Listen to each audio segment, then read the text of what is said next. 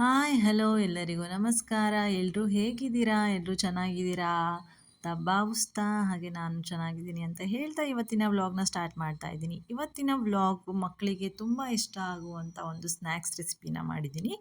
ಏನಪ್ಪ ಅಂದರೆ egg paneer roll. Egg paneer roll ಮಕ್ಕಳು ತುಂಬಾ ಇಷ್ಟಪಟ್ಟು ತಿನ್ನುವಂಥ ಒಂದು ಸ್ನ್ಯಾಕ್ಸ್ ಆಗಿರುತ್ತೆ. ಸ್ಕೂಲಿಂದ ಬಂದ ತಕ್ಷಣ ಏನಾದರೂ ಬೇಕಿರುತ್ತೆ, ಅವರಿಗೆ ಹೊಟ್ಟೆ ಹಸಿವಾಗಿರುತ್ತೆ, ಆ ಟೈಮಲ್ಲಿ ಮಾಡಿಕೊಟ್ರೆ ಚೆನ್ನಾಗಿರುತ್ತೆ. ಆ್ಯಂಡ್ ತುಂಬ ಇಷ್ಟನೂ ಪಡ್ತಾರೆ. ಆ್ಯಂಡ್ ಹೆಲ್ತಿ ರೆಸಿಪಿ ಕೂಡ ಹೌದು. ಆ್ಯಂಡ್ ಅದಕ್ಕೋಸ್ಕರ ನಾನಿವತ್ತು ಈ ರೆಸಿಪಿನ ನಿಮ್ಮ ಜೊತೆ ಶೇರ್ ಮಾಡ್ಕೊತಾ ಇದ್ದೀನಿ. ಮನೆಯಲ್ಲೇ ಇರುವಂಥ ಇಂಗ್ರೀಡಿಯೆಂಟ್ನ ಯೂಸ್ ಮಾಡಿ ಯಾವ ರೀತಿ ನಾವು ಈ ಒಂದು ರೆಸಿಪಿನ ಮಾಡ್ತೀವಿ ಅಂತ ನಾನು ಇವತ್ತಿನ ವ್ಲಾಗ್ನಲ್ಲಿ ತೋರಿಸ್ತೀನಿ. ಬನ್ನಿ ನೋಡೋಣ.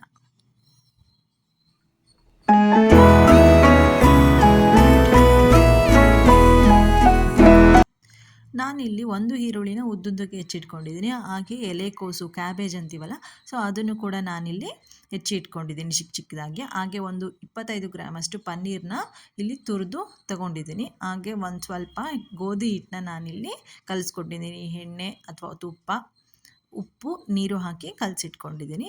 ಇದಕ್ಕೆ ಎಗ್ ರೋಲ್ ಮಾಡಲಿಕ್ಕೆ ನಾನಿಲ್ಲಿ 3 ಮೊಟ್ಟೆನ ತೊಗೊಂಡಿದ್ದೀನಿ. ಇದಿಷ್ಟು ತೊಗೊಂಡಾದ ನಂತರ ನಾನಿಲ್ಲಿ ಒಂದು ಬಾಣಲಿನ ಇಟ್ಕೊಂಡಿದ್ದೀನಿ. ಇದಕ್ಕೆ ನಾನಿಲ್ಲಿ ಸ್ವಲ್ಪ ಸ್ಟವ್ನ ಆನ್ ಮಾಡ್ಕೊಂಬಿಟ್ಟು ಸ್ವಲ್ಪ ಎಣ್ಣೆನ ಹಾಕ್ಕೋತಾ ಇದ್ದೀನಿ. ಒಗ್ಗರಣೆ ಮಾಡ್ಕೊಳ್ಳೋದಕ್ಕೂ ಬೇಕಾಗುವಷ್ಟು ಎಣ್ಣೆನ ಹಾಕ್ಕೊಂಡಿದ್ದೀನಿ. ಎಣ್ಣೆ ಕಾದ ನಂತರ ನಾನಿಲ್ಲಿ ಉದ್ದುದ್ದಕ್ಕೆ ಹೆಚ್ಚಿಟ್ಕೊಂಡಿರೋ ಒಂದು ಮೀಡಿಯಮ್ ಸೈಜ್ ಈರುಳ್ಳಿನ ಇಲ್ಲಿ ಹಾಕ್ಕೋತಾ ಇದ್ದೀನಿ. ಇದನ್ನು ಚೆನ್ನಾಗಿ ನಾವು ಸ್ವಲ್ಪ ಕೆಂಪಗಾಗುವಷ್ಟು ಹುರ್ಕೋಬೇಕು ಚೆನ್ನಾಗಿ. ಇದಕ್ಕೆ ಸ್ವಲ್ಪ ಉಪ್ಪನ್ನ ಹಾಕ್ಕೋತಾ ಇದ್ದೀನಿ. ಜಾಸ್ತಿ ಉಪ್ಪು ಹಾಕ್ಕೋಬಾರ್ದು, ಸ್ವಲ್ಪ ಉಪ್ಪನ್ನ ಹಾಕ್ಕೋತಾ ಇದ್ದೀನಿ. ಸ್ವಲ್ಪ ಕೆಂಪಗಾದ ತಕ್ಷಣ ನಾನಿಲ್ಲಿ ಕ್ಯಾಬೇಜ್ ಹಾಕ್ಕೋತಾ ಇದ್ದೀನಿ, ಎಲೆಕೋಸನ್ನ ಹಾಕ್ಕೋತಾ ಇದ್ದೀನಿ. ಇದನ್ನು ಕೂಡ ಸಣ್ಣಕ್ಕೆ ಅಥವಾ ಉದ್ದುದಕ್ಕೆ ಹೆಚ್ಕೋಬೋದು. ನಮಗೆ ಯಾವ ರೀತಿ ತಿನ್ನಲಿಕ್ಕೆ ಇಷ್ಟ ಆ ರೀತಿಯಾಗಿ ನಾವು ಹೆಚ್ಕೋಬೋದು. ಇಲ್ಲಿ ನಾನು ತುರಿದಿಟ್ಕೊಂಡಿರೋ ಪನ್ನೀರನ್ನ ಆ್ಯಡ್ ಮಾಡ್ಕೊಳ್ತಾ ಇದ್ದೀನಿ. ಇವಾಗ ಸ್ವಲ್ಪ ಈರುಳ್ಳಿ ಮತ್ತು ಕ್ಯಾಬೇಜು ಸ್ವಲ್ಪ ಮೆತ್ತಗಾದ್ಮೇಲೆ ನಾನಿಲ್ಲಿ ಪನ್ನೀರನ್ನ ಹಾಕ್ಕೋತಾ ಇದ್ದೀನಿ.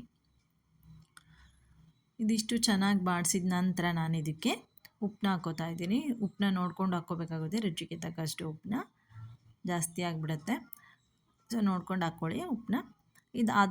ಆದಮೇಲೆ ಸ್ವಲ್ಪ ನಾನು ಇದಕ್ಕೆ ಗರಂ ಮಸಾಲ ಹಾಕ್ಕೋತಾ ಇದ್ದೀನಿ. ಒಂದು ಅರ್ಧ ಚಮಚದಷ್ಟು ಗರಂ ಮಸಾಲಾನ ನಾನು ಇದಕ್ಕೆ ಆ್ಯಡ್ ಮಾಡ್ಕೋತಾ ಇದ್ದೀನಿ. ಹಾಕ್ಬಿಟ್ಟು ಚೆನ್ನಾಗಿ ಮಿಕ್ಸ್ ಮಾಡ್ಕೋತಾ ಇದ್ದೀನಿ.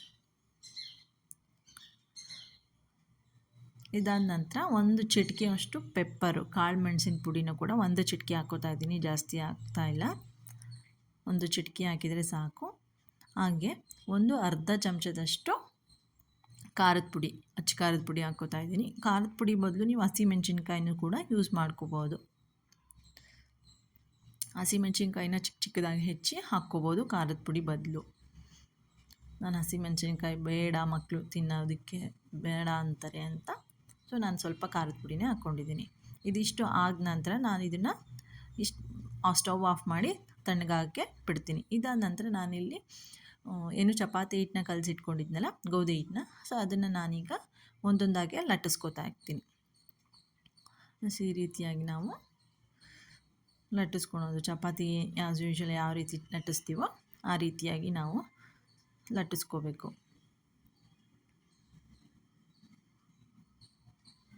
ಈ ರೀತಿಯಾಗಿ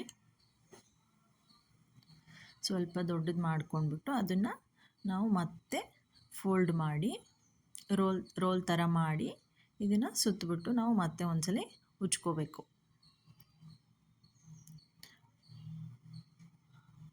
ಸ್ವಲ್ಪ ಸಾಫ್ಟಾಗಿ ಬರುತ್ತೆ ಉಜ್ಕೊಂಡ್ರೆ. ಈ ಥರ ಫೋಲ್ಡ್ ಮಾಡಿಕೊಂಡು ಉಜ್ಕೊಂಡ್ರೆ ಸ್ವಲ್ಪ ನಮಗೆ ಚಪಾತಿ ಸಾಫ್ಟಾಗಿ ಬರುತ್ತೆ, ಲೇಯರ್ಸ್ ಆಗಿ ಬರುತ್ತೆ. ಈ ಸೈಜಲ್ಲಿ ನಾನು ಉಜ್ಕೊಂಡಿದ್ದೀನಿ. ಇದಾದ ನಂತರ ಹಂಚನ್ನ ಇಟ್ಕೊಂಡಿದ್ದೀನಿ. ಹಂಚ್ಕಾದ ನಂತರ ನಾನಿಲ್ಲಿ ಸ್ವಲ್ಪ ಚಪಾತಿ ಯಾವ ರೀತಿ ಬೇಯಿಸ್ಕೋತೀವೋ ಆ ರೀತಿ ನಾವು ಇದನ್ನು ಎರಡೂ ಕಡೆಯೂ ಸಹ ಬೇಯಿಸ್ಕೊಂಡು ಎತ್ತಿಟ್ಕೋಬೇಕು. ಚಪಾತಿ ಬೇಯಿಸ್ಕೊಂಡ ನಂತರ ನಾನಿಲ್ಲಿ ಒಂದೊಂದಾಗಿ ಒಂದು ಮೊಟ್ಟೆನ ಹೊಡೆದ್ಬಿಟ್ಟು ಬೌಲಿಗೆ ಹಾಕ್ಕೋತೀನಿ. ಸಪ್ರೇಟಾಗಿ ಮಾಡ್ಕೋಬೇಕಾಗತ್ತೆ. ಒಡೆದು ಮೊಟ್ಟೆನ ಹಾಕ್ಕೋಬೇಕಾಗತ್ತೆ. ಈ ರೀತಿ ಚೆನ್ನಾಗಿ ಫಸ್ಟ್ ಬೀಟ್ ಮಾಡ್ಕೋಬೇಕು ನಾವು ಮೊಟ್ಟೆ ಹಾಕಿ. ಅದಾದ ನಂತರ ಇದಕ್ಕೆ ಸ್ವಲ್ಪ ಉಪ್ಪು, ಹಾಗೆ ಸ್ವಲ್ಪ ಪೆಪ್ಪರ್ ಪೌಡ್ರು, ಕಾಳು ಮೆಣಸಿನ ಪುಡಿ ಒಂದು ಚಿಟಿಕೆ ಅಷ್ಟು ಹಾಕಿದರೆ ಸಾಕು. ಅದನ್ನು ಹಾಕ್ಬಿಟ್ಟು ಚೆನ್ನಾಗಿ ಬೀಟ್ ಮಾಡ್ಕೋಬೇಕು. ಚೆನ್ನಾಗಿ ಬೀಟ್ ಮಾಡ್ಕೊಂಡ ನಂತರ ಹಂಚು ಆಲ್ರೆಡಿ ಕಾದಿರುತ್ತೆ, ನಾವು ಚಪಾತಿ ಕೂಡ ಬೇಯಿಸ್ಕೊಂಡಿರ್ತೀವಲ್ಲ, ಸೊ ಅದೇ ಹಂಚು ಮೇಲೆ ನಾನಿಲ್ಲಿ ಬೀಟ್ ಮಾಡ್ಕೊಂಡಿರೋ ಎಗ್ನ ಸ್ಪ್ರೆಡ್ ಮಾಡ್ಕೋತಾ ಇದ್ದೀನಿ. ಈ ರೀತಿಯಾಗಿ ಸ್ಪ್ರೆಡ್ ಮಾಡಿಕೊಂಡು ಅದನ್ನು ಪೂರ್ತಿ ಅಗಲ ಆಗುವಷ್ಟು ನಾವು ಈ ರೀತಿಯಾಗಿ ಹಂಚನ್ನ ಬಟ್ಟೆಲಿ ಎತ್ತಿಟ್ಕೊಂಡು ಈ ರೀತಿ ಸ್ಪ್ರೆಡ್ ಮಾಡ್ಕೋಬೇಕಾಗತ್ತೆ. ಈ ರೀತಿ ಆದ ತಕ್ಷಣ ಇನ್ನು ಮೇಲ್ಗಡೆ ಆಮ್ಲೆಟ್ ಮೇಲ್ಗಡೆ ಇನ್ನು ಡ್ರೈ ಆಗೋಕ್ಕಿಂತ ಮುಂಚೆನೇ ನಾವೀಗ ಇದ್ರ ಮೇಲೆ ಚಪಾತಿನ ಹಾಕಬೇಕಾಗತ್ತೆ. ಸೊ ಅದು ಹಾಕಿದಾಗ ತುಂಬ ಹಸಿ ಇದ್ದಾಗ ಹಾಕಿದಾಗ ಅದು ಚಪಾತಿಗೆ ನೀಟಾಗಿ ಇಟ್ಕೊಳ್ಳುತ್ತೆ. ಸೊ ಈ ರೀತಿ ಹಾಕ್ಕೊಂಡು ಸ್ವಲ್ಪ ಒಂದು 2 ಮಿನಿಟ್ಸ್ ಬಿಟ್ಬಿಟ್ಟು ನಾವು ನೀಟಾಗಿ ತೆಗಿಬೇಕು. ಆಮ್ಲೆಟ್ ಎದ್ದೇಳುತ್ತಲ್ಲ, ಸೊ ನೀಟಾಗಿ ಎದ್ದೇಳುತ್ತೆ.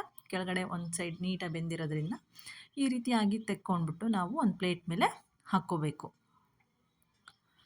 ಈ ರೀತಿಯಾಗಿ ನಾವು ಒಂದು ಪ್ಲೇಟ್ ಮೇಲೆ ಹಾಕ್ಕೊಂಡ ನಂತರ ನಾವು ಇದಕ್ಕೆ ಏನು ಸ್ಟಫಿಂಗಿಗೆ ರೆಡಿ ಮಾಡ್ಕೊಂಡಿರೋ ಕ್ಯಾಬೇಜು, ಈರುಳ್ಳಿ ಮತ್ತು ಪನ್ನೀರು ಮಾಡ್ಕೊಂಡಿರ್ತೀವಲ್ಲ ಸ್ಟಫಿಂಗು, ಸೊ ಇದನ್ನು ನಾವು ಈ ರೀತಿಯಾಗಿ ಉದ್ದಕ್ಕೆ ಸ್ಪ್ರೆಡ್ ಮಾಡ್ಕೋಬೇಕು. ಈ ರೀತಿ ಉದ್ದಕ್ಕೆ ನಾವು ರೋಲ್ ಸುತ್ತಲಿಕ್ಕೆ ಈಸಿ ಆಗುತ್ತೆ ರೀತಿ ನಾವು ಉದ್ದಕ್ಕೆ ಹಾಕ್ಕೊಂಡ್ಬಿಟ್ಟು ಇದ್ರ ಮೇಲೆ ನಾವು ಟೊಮ್ಯಾಟೊ ಕೆಚಪ್ ಆಗಿರ್ಬೋದು ಅಥವಾ ಚಿಲ್ಲಿ ಸಾಸ್ ಆಗಿರ್ಬೋದು, ನಿಮಗೆ ಯಾವುದು ಇಷ್ಟನೋ ಅದನ್ನು ಹಾಕ್ಕೋಬೋದು.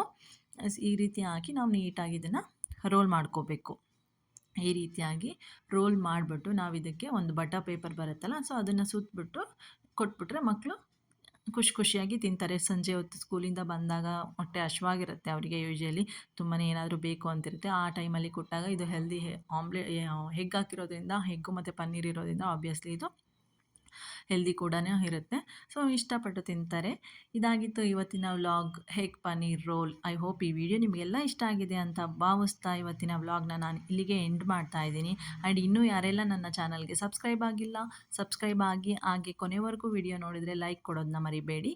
ಹಾಗೆ ಇನ್ನೂ ಒಳ್ಳೆಯ ಒಂದು ರೆಸಿಪಿ ಜೊತೆ ನಾನು ನಿಮ್ಮನ್ನು ನೆಕ್ಸ್ಟ್ ವಿಡಿಯೋದಲ್ಲಿ ಮೀಟ್ ಮಾಡ್ತೀನಿ. ಅಲ್ಲಿವರೆಗೂ take care, keep watching Yashoda Keshav YouTube channel. Thank you so much.